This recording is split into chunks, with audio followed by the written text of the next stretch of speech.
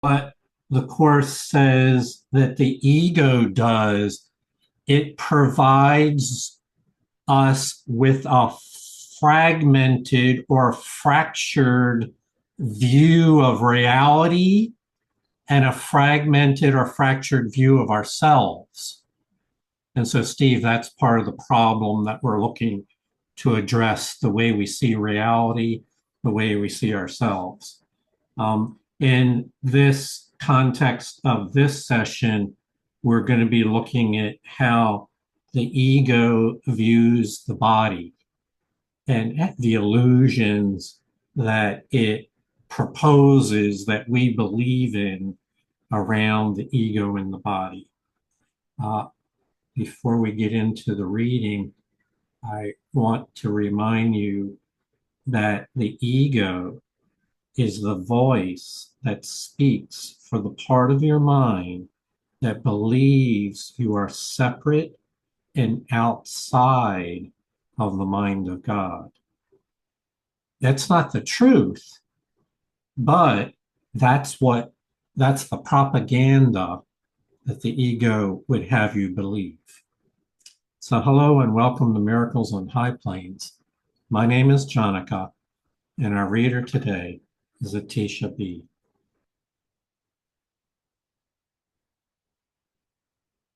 All things work together for good. There are no exceptions except in the ego's judgment. The ego exerts maximal vigilance about what it permits into awareness, and this is not the way a balanced mind holds together.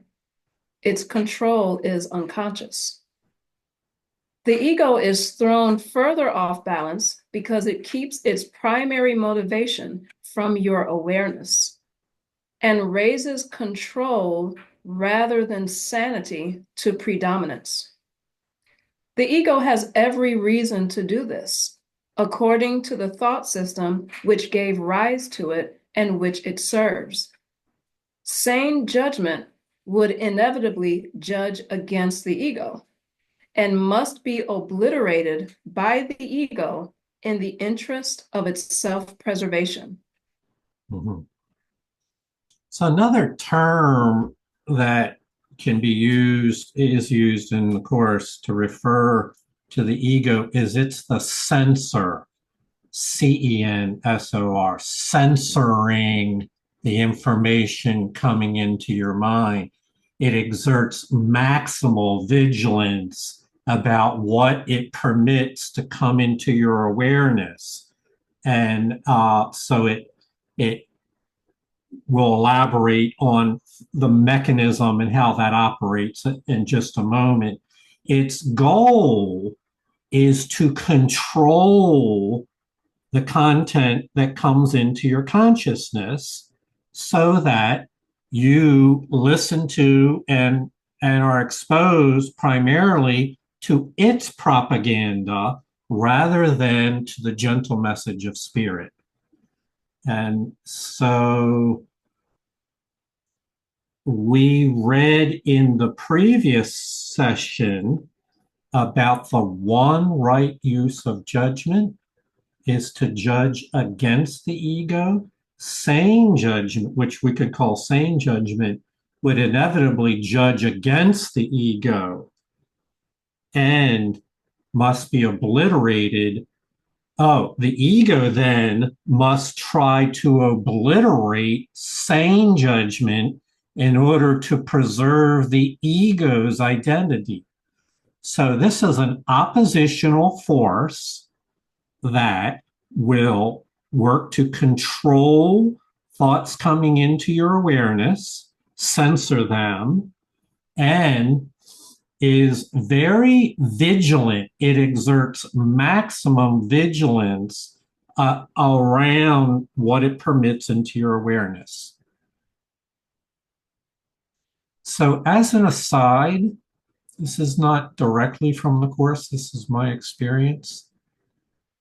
And I've also know that other people have confirmed that they have this experience as well.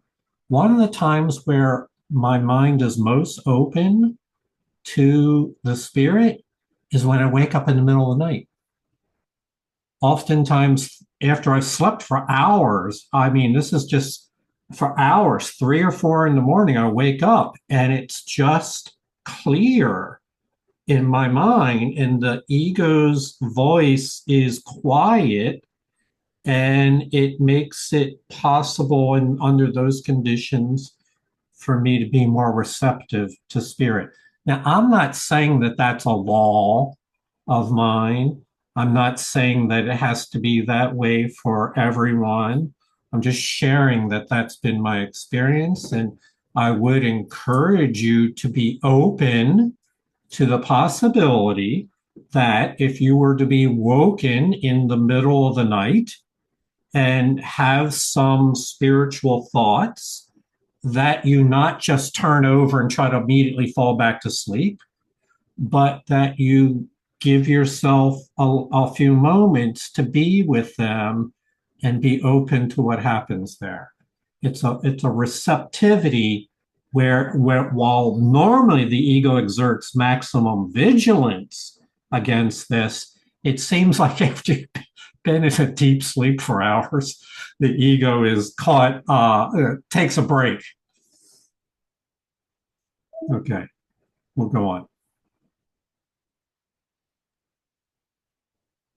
A major source of the ego's off-balanced state is its lack of discrimination between the body and the thoughts of God. Thoughts of God are unacceptable to the ego because they clearly point to the non-existence of the ego itself. The ego, therefore, either distorts them or refuses to accept them. It cannot, however, make them cease to be. It therefore tries to conceal not only unacceptable body impulses, but also the thoughts of God, because both are threatening to it. Being concerned primarily with its own preservation in the face of threat, the ego perceives them as the same.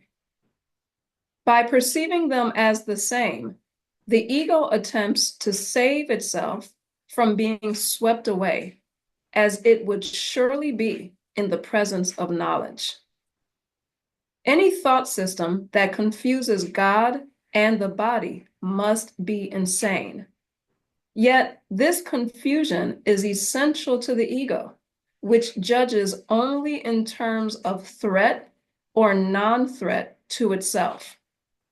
In one sense, the ego's fear of God is at least logical, since the idea of him does dispel the ego. But fear of the body, with which the ego identifies so closely, makes no sense at all. So there's a lot here.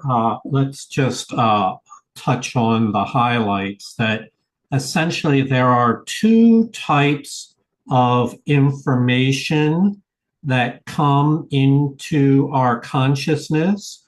One are the material world, what we would call body sensations and body thoughts, things that you experience through your senses. The other comes from your higher consciousness, which are we would call the thoughts of God, spiritual impulses. And the ego has appointed itself to be the censor of your consciousness to decide which of those impulses should be granted access to your attention. And its motivation is one to preserve itself in the face of threat. The ego is always views things in terms of threat or non-threat to itself. And so you can understand the logic that the ego would fear the thoughts of God, for if we were to attend fully to them, the ego would not exist. That is logical. But for the ego to have confusion around the body impulses you would think that the ego would be very fond of that. However, it's confused. No, we're talking about unacceptable body impulses. These, it's hard to say exactly what that is, but these would be things that are more on the extreme. Um, I hate to give an example, but I will. I remember as a child, even thinking that, like, if I'm holding a pen, um, I could easily poke my eye out. It would take almost nothing at all to poke my own eye out. That I'm that far away from losing my eye if I were to do that. I know it's a crazy thought. These are unacceptable body impulses. And I often thought, well, how vulnerable we are at one poor choice. And the worst thing that I could imagine as a child would happen. So these are unacceptable body impulses. And the ego is basically afraid of all of them. Again, its main concern is to preserve itself in the face of any threat. We'll go on. The body is the ego's home by its own election. It is the only identification with which the ego feels safe, since the body's vulnerability is its own best argument that you cannot be of God. This is the belief that the ego sponsors eagerly. Yet the ego hates the body because it cannot accept it as good enough to be its home. Here is where the mind becomes actually dazed. Being told by the ego that it is really part of the body and that the body is its protector, the mind is also told that the body cannot protect it. Therefore, the mind asks, where can I go for protection? To which the ego replies, turn to me. The mind, and not without cause, reminds the ego that it has itself insisted that it is identified with the body. So there is no point in turning to it for protection. The ego has no real answer to this because there is none, but it does have a typical solution. It obliterates the question from the mind's awareness. Once out of awareness, the question can and does produce uneasiness, but it cannot be answered because it cannot be asked. So there's two levels that we want to tackle this from. One is just what is it talking about? And then two, what is the real meaning of it? Why are we talking about this at all? So on the first level, there are three players here. There's the body, the mind, and the ego. And the ego has an identification. The ego is not the same as the body, but it is identified with the body and wants your mind to be drawn in that direction so that you think of yourself as a body. This is part of its best argument that you cannot be of God, that you are but dust, but flesh and blood. And so the ego sponsors that eagerly. Now we get into the psychological part. The ego hates the body. And I'm have witnessed much evidence of this from many people in life, even people that would be fortunate, you would consider, to have strong, healthy, good looking bodies, are still critical of their, they'll find one little thing that they can pick at and will be overly attending to that criticism. So, as a result, the mind witnesses all this. The ego is identified with the body and hates the body and wants the mind to be drawn in that direction. The mind becomes dazed. It doesn't know where to go, what to turn to. And so there is a fundamental need that everyone has. This is a sense of need for inner peace. Where can I go to be safe? Where can I feel comfortable, protected, safe, tranquil? And so the mind wants to know, where can I find my safety? To which the ego replies, I will be your God. I will be your protector. And so the ego then, I don't want to walk through all these questions and answers. You can dissect that. The bottom result is that the ego has no real answer to give to the mind. And so it tries another strategy, which is part of what we call the double shield. The ego distracts the mind from this question. Where can I go to be safe? It obliterates the question. We're going to circle back to this again. This is what the section means. To the question, where can I find peace, protection, trust, safety, comfort? The ego would have us become distracted so that we forget about that question altogether. And we'll expand on that as we go forward. So the question is, where can I go for protection? And the strategy of the ego is to obliterate from your mind that question so that you will not seek peace of mind, so that you will devalue or just forget altogether about what the possibilities of peace of mind might bring.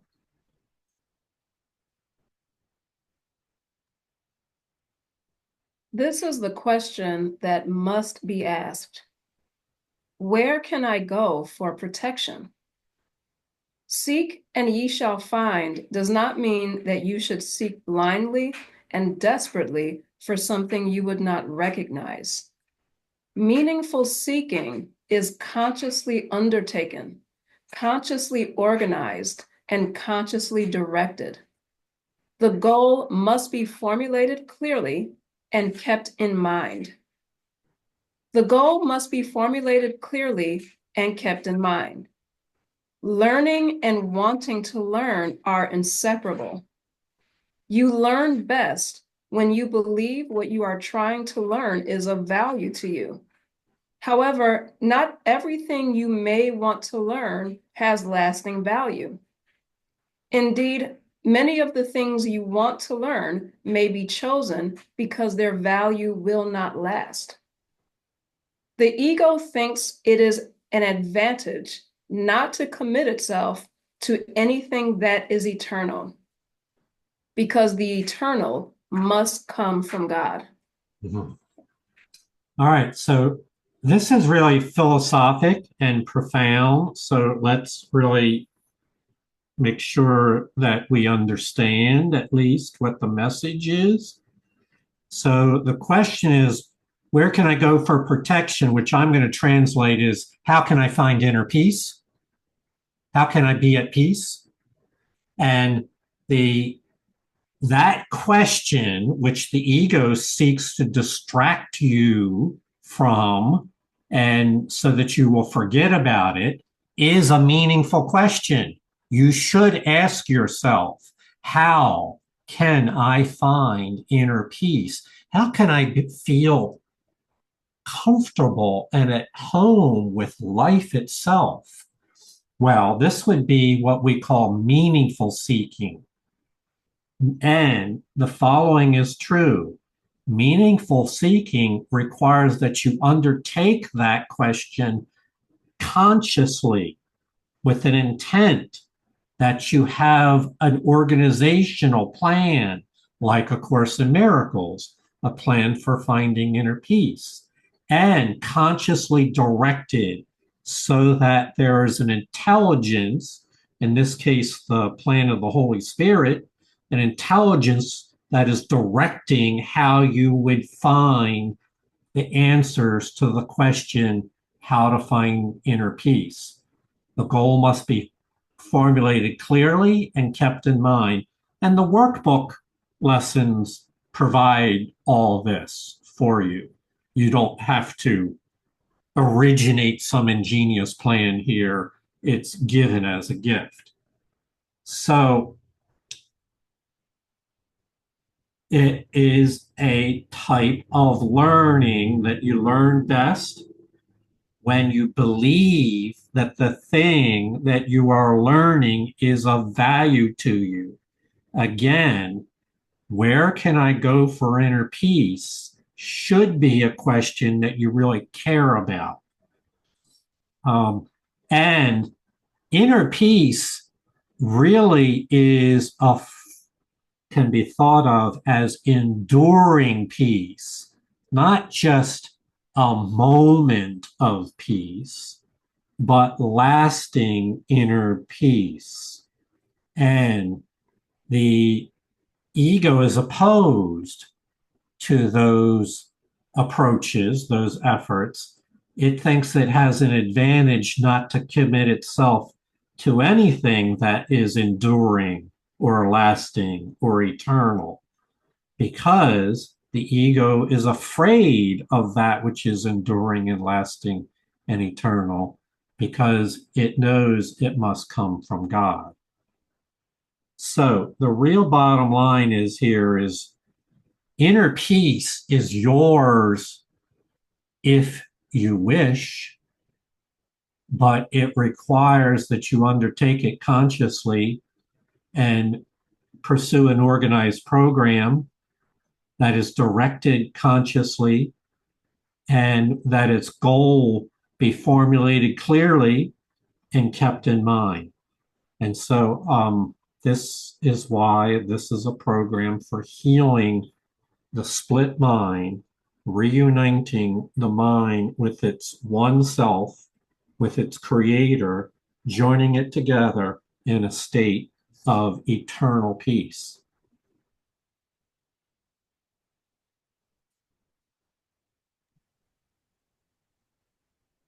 The ego thinks it is an advantage not to commit itself to anything that is eternal, because the eternal must come from God. Eternalness is the one function the ego has tried to develop, but has systematically failed to achieve. The ego compromises with the issue of the eternal, just as it does with all issues touching on the real question in any way. By becoming involved with tangential issues, it hopes to hide the real question and keep it out of mind. The ego's characteristic busyness with non-essentials is for precisely that purpose. Preoccupations with problems set up to be incapable of solution are favorite ego devices for impeding learning progress. In all these diversionary tactics, however, the one question that is never asked by those who pursue them is, what for? This is the question that you must learn to ask in connection with everything. What is the purpose? Whatever it is, it will direct your efforts automatically. When you make a decision of purpose, then you have made a decision about your future effort. A decision that will remain in effect unless you change your mind. This paragraph could be thought of as the paragraph that points to the major topic, the major theme of this section. To test yourself, it says twice, it mentions the real question. The ego hopes to hide the real question and keep it out of mind. And the answer to what is the real question is what you should be asking. What do we mean by the real question? Well, it's given right here on this page. It's to ask the one question that is never asked by those who pursue diversionary tactics is, what is this for? What is the purpose? This is, again, this is the main theme of this session. This is the one question that you must learn to ask in connection with all the things that you do in life. What for? What is my purpose here? Because that involves two things. That involves a conscious choice where you're organizing your thoughts as to why am I doing this? And it also results in making a decision. And the laws of decision operate as follows: that once you've made a decision regarding what you are going to do, that decision will remain in effect unless you change your mind. So this has implications for your life. But to do that, one must ask the real question of themselves. What am I doing this for? So that's all explained in the abstract. Let's try to give an example. You and a friend agree to get together for coffee. I'm trying to think of some very simple example here. You and a friend agree to meet for coffee, and you're on your way there. And your question might be, what is this for? What am I really there for? Now, is it for the coffee? Is it to see them? Is it to have a pleasant time with someone? What is this for? And the Holy Spirit was, remember, this is a question. You're not immediately assuming you have the answer, but you are asking a question. And this gives you the opportunity to turn towards your higher mind and invite the Holy Spirit. Holy Spirit, what is this for? I know that I'm on the way to meet a friend for coffee, but why? What's the purpose here? And if you take a clue from the Holy Spirit, she might have something to say about forgiveness, something to say about healing, something to say about kindness and charity, whatever. She'll have something to say that is consistent with her plan for bringing about the healing of all people. And now you have a real purpose. You have a purpose that's aligned with the Holy Spirit. Do you see how that could change something as simple as having a coffee with somebody? That you're going in there with the intent to function, to adopt your true function as an extension of the Holy Spirit's teaching system? And so the Course recommends that this is the one question that is never asked by those who are constantly distracted with the busyness of non essentials, someone who's constantly wasting time with diversionary tactics. But for the purposeful individual, this is the one question you must learn to ask in connection with everything. And I really believe that this message can be taught to everyone, whether they practice Course in Miracles or not, is what is my life about? What is my day about? When we get to chapter 31, the rules for decision, we'll ask this about one's entire day. What kind of day do I want to have? What is it for? What am I about? Okay, so that is the real message here. Atisha? Yeah, the message that I'm getting from this is that there's no depth to which I can just bring in Holy Spirit into my day. And that's one thing that I'm learning. And if I'm not conscious of bringing in the Holy Spirit into whatever maybe mundane thing I think I'm doing, then it's like, then I'm on autopilot, so this is opening my mind up to that not only can I ask the Holy Spirit, I'm starting to do that to bring the Holy Spirit into the things that I typically wouldn't, but then to ask the question, I'm learning tonight, what is this for? What for? So that's really helpful. The other thing I just want to comment on is this line really struck me. Eternalness is the one function the ego has tried to develop, but has systematically failed to achieve. And I just can't help but think of like the great sculptures of Roman emperors from antiquity, and like the palace at Luxor in Egypt, and like the great Sphinx that was all in honor of these pharaohs. Was that like a function of the ego to try to achieve something of the eternal? Yeah, I was thinking soon I'm going to have a pyramid built in my name, try to keep it up. Yeah, Already it's do. true. It's called this class and the students that you've taught.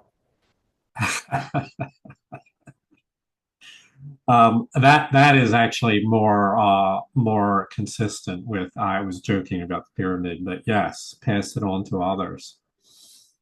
Um, so yeah, let's go back and talk about being on autopilot for a moment, because this affects us all every day. There's two modes that we can be in as we approach anything.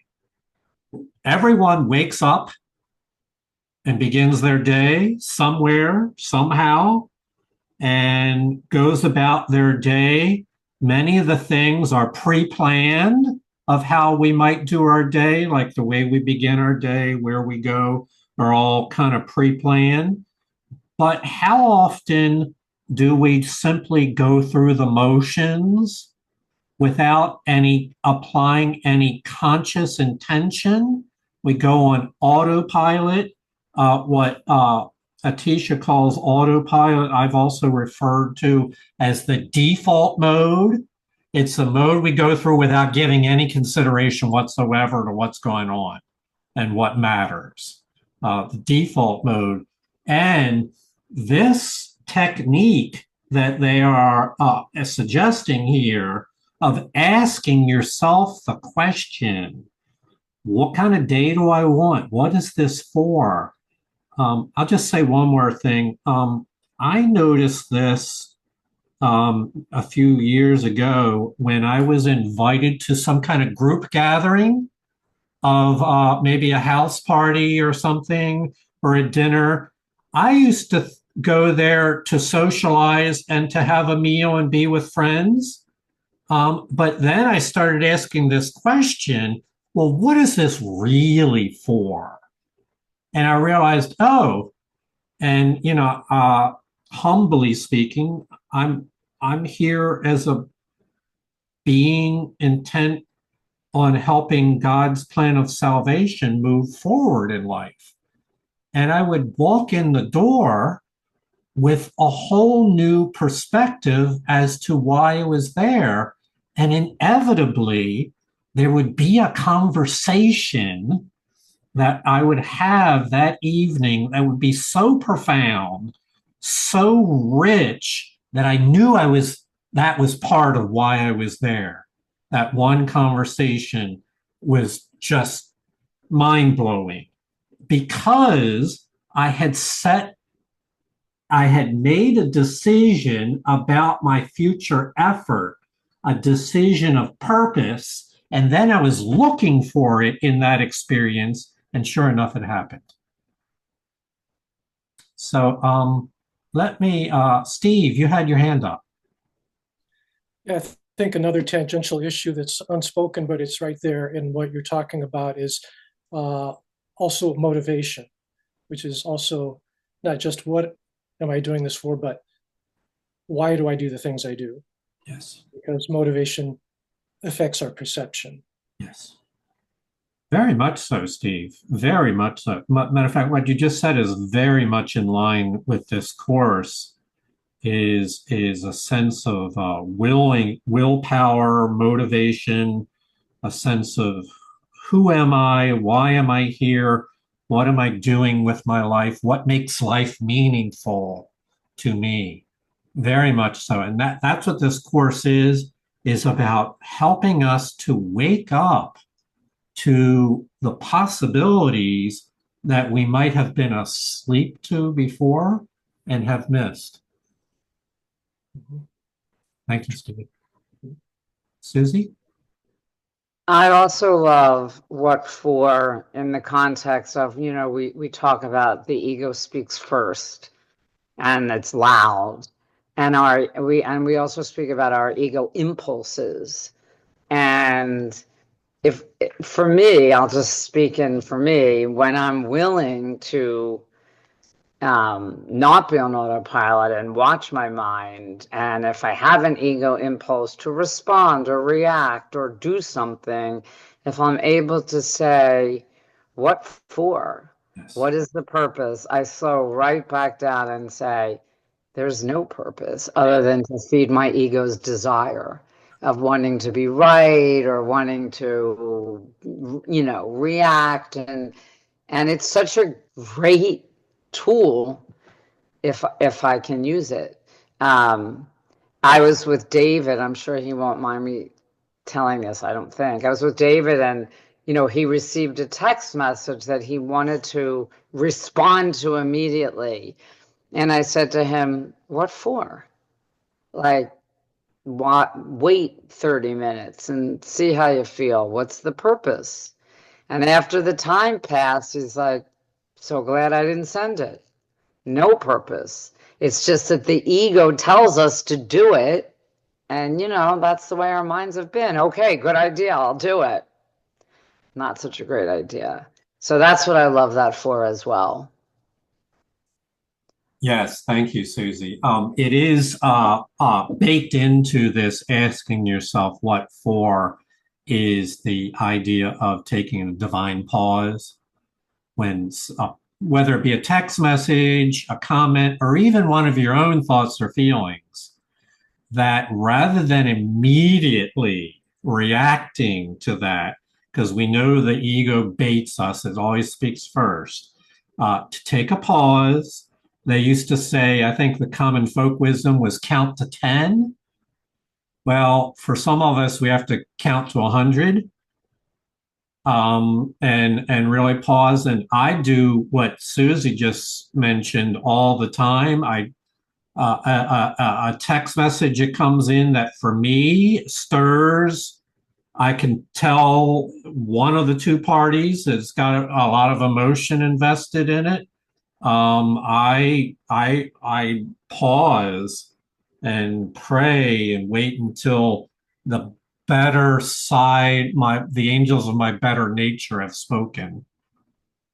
And then, and that can take a while, however long it takes, sometimes a day later.